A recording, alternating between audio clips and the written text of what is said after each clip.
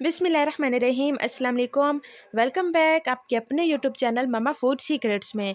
तो मेरे प्यारे दोस्तों, आज की इस वीडियो में मैं आप लोगों के साथ शेयर करने लगी बहुत ज़्यादा आसान और सिंपल रेसिपी, जिसे बनाना बहुत ज़्यादा आसान है।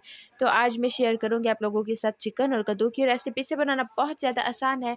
इससे पहले कि हम वीडियो शुरू करें, अगर आप लोग हमारे चैनल पर नए हैं और अभी तक चैनल को सब्सक्राइब नहीं किया तो प्लीज़ चैनल को सब्सक्राइब कर दे, और अगर बेल का आइकन नहीं प्रेस किया तो वो भी कर दे। इससे क्या होगा कि हमारी हर नई आने वाली वीडियो का नोटिफिकेशन सबसे पहले आप लोगों को मिलेगा। तो एक प्यारा सा कमेंट ज़रूर कीजिएगा, मुझे इंतज़ार होता है आप लोगों की तरफ से, इनाम होता है।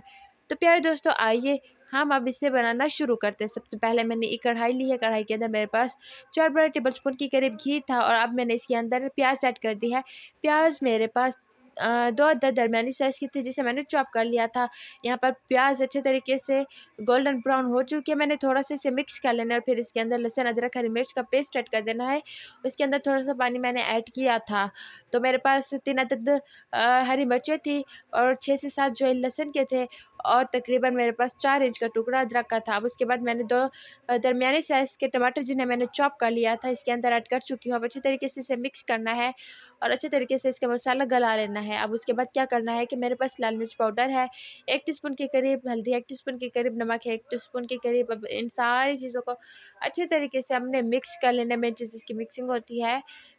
तो अब इसकी मिक्सिंग कर लेने के बाद अब आप देखते हैं कि काफ़ी सारा मसाला गल चुका है। तो इस टाइम पर कद्दू, जो मैंने पहले से ही धो के रखे हुए थे, तो वो मैं ऐड कर रही हूँ। चिकन और कद्दू बन रहे हैं, तो चिकन बाद में डलेगा और कद्दू पहले। तो अब ये करना है कि हमने कद्दू को इसके अंदर ऐड कर दिया है। अब इसकी भुनाई करनी है। अच्छे तरीके से हम इसे भून लेंगे, ताकि किसी किस्म का कोई कच्चापन ना रहे, कोई स्मेल ना रहे। तो अब आप लोगों को कलर ही बता रहा होगा कि थोड़े से भून चुके हैं। तो मैंने इसके अंदर चिकन ऐड कर दिया। चिकन मेरे पास आधा किलो के करीब थी, जिसे मैंने पहले ही वॉश करके रखा हुआ था। तो जब मेरे पास कद्दू आधे गले हुए हो गए थे, तो मैंने ये चिकन ऐड कर दी थी। अब उसके बाद मैंने थोड़ी सी भुनाई की, और फिर उसके बाद मैंने दही ऐड कर दी, एक दरमियानी साइज़ की प्याली। अब अच्छे तरीके से इसे मिक्स करना है, और फिर भुनाई करनी है इसकी तब तक जब तक इसके अंदर से सारा घी नहीं निकल आता। तो अब आप देख सकते हैं कि इसके सारा घी निकल चुका है, और नीचे से भी ये लगना शुरू हो चुका है। इट मीन्स के इसकी अच्छे तरीके से भुनाई हो चुकी है, ये अच्छे तरीके से पक चुका है। उसके बाद मैंने इसके अंदर 4 अदद हरी मिर्च ऐड की है। अगर आपको पसंद हो तो आप डालिए, अगर नहीं पसंद तो आप इसे स्किप कर दें। अब मैं मज़ीद थोड़ी-सी भुनाई कर लूँगी इसकी, और फिर मेरे पास जो पानी है वो मैं पानी ऐड कर रही हूँ इसके अंदर। जो मैंने इसकी यखनी रखनी है, उसके लिए मैंने इसके अंदर पानी ऐड कर दिया। पानी आपने थोड़ा-सा ज़्यादा ऐड करना है, क्योंकि अभी भी जो कद्दू है वो अच्छे तरीके से नहीं गले, इन्हें अच्छे तरीके से गला लेना है। तो अब मैं पानी ऐड कर चुकी हूँ इसके अंदर। अब पानी के साथ मैं इसे 2 से 4 बॉयल दूँगी, और फिर उसके बाद फ्लेम को बिल्कुल लो कर दूँगी, और फिर उसके ऊपर मैं गलने दूँगी। आप देख सकते हैं पानी सारा सूख चुका है, कद्दू बिल्कुल गल चुके हैं।